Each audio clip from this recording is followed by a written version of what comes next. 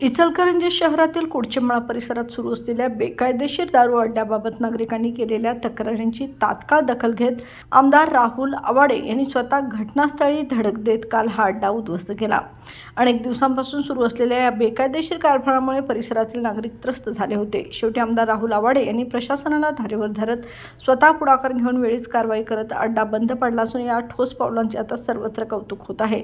नागरिकांच्या सुरक्षिततेसाठी आणि समाजातील गैरप्रवृत्ती विरुद्ध उचललेले हे पाऊल तत्परता दाखवणारे ठरले असून परिसरात शांतता प्रस्थापित झाल्याबद्दल आमदार आवाडे यांचे आभार मानले जात आहेत।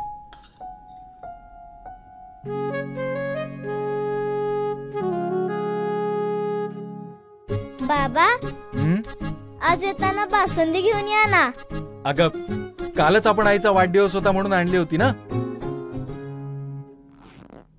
ऐकलं, गोकुळची बासुंदी पुन्हा खावीशी वाटतेय। खरं सांगू, मलाही खावीशी वाटतेय।